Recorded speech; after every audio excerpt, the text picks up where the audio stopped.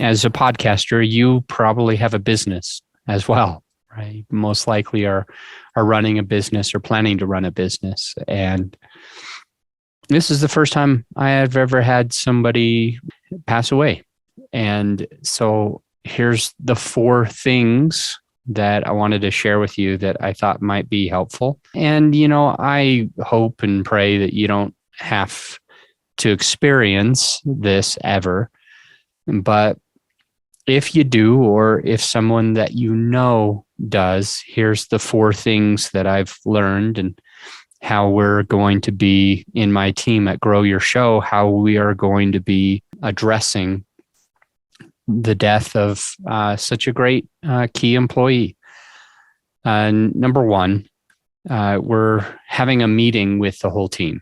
We're gonna meet with the team, and I'm gonna try to keep my composure.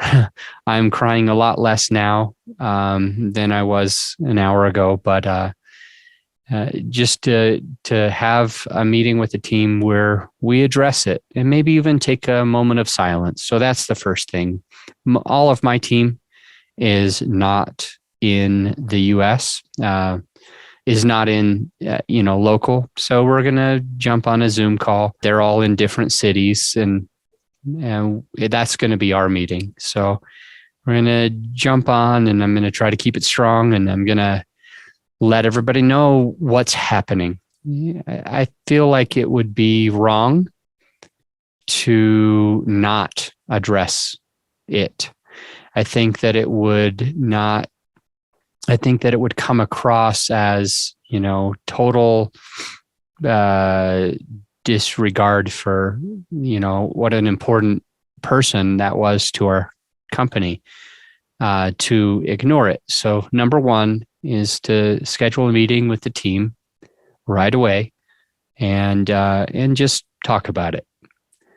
Number 2 thing that we're doing that I think I've learned, and hey, at the end of the day, I can't profess to be an expert at this. I can't profess to be the top expert. I just looked up, and tried to find and reach out to coaches and mentors and find out what they would do. And so these are the 4 things that I got from them and that we're implementing. And it seems like it will be helpful on some level.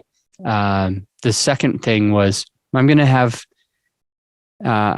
to take the time where anyone who's on the team who worked with Michelle, if they, attend the funeral, then I want to make sure to pay them for that day, so that they know that we support our whole team. So anyway, in short, number 2 is paid bereavement leave for the funeral.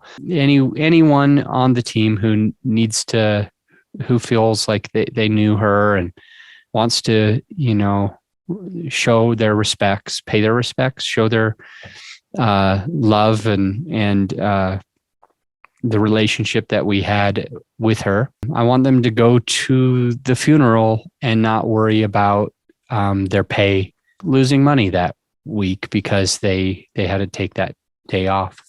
So that's number 2 is paid bereavement leave. Number 3 is a thing about their pay. Now, Michelle, I owed her money because she was in the middle of the week when she passed away. She did work, and ethically, morally, it's not my money. So what we're doing is 2 things for number 3. If your person is in the US, if you're withholding taxes, you need to claim that and file a final W-2. And additionally, you need to hold on to the records for 3 years. So for their pay, my employee was in the Philippines, and it doesn't work the same with the taxes, but I still need to keep record of this for the next 3 years. And of course, we need to take her off the books so it doesn't show up as an employee. But we need to find her beneficiary. Now, unfortunately for Michelle, her husband passed away and her child passed away with her, along with her dad and uncle that were in the property. She was, I believe, visiting family outside of Cebu. And this typhoon came and covered up the whole house. And by the time they got uncovered, they had passed away already. It had been a couple of days, and I mean, I can't imagine getting buried by a house. But the point is, I don't know who her beneficiaries are, because her husband and child passed away alongside with her.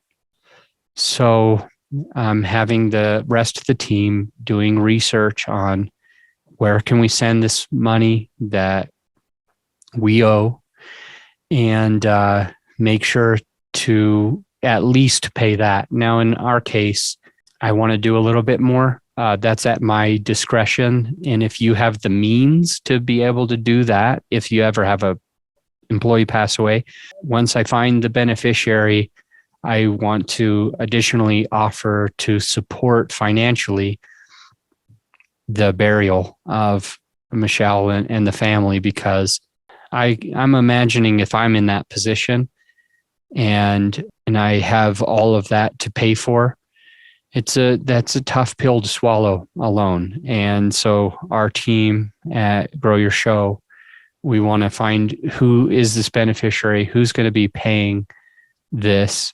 While we do it, I want to find out if I can support them on top of just giving the last paycheck for Michelle.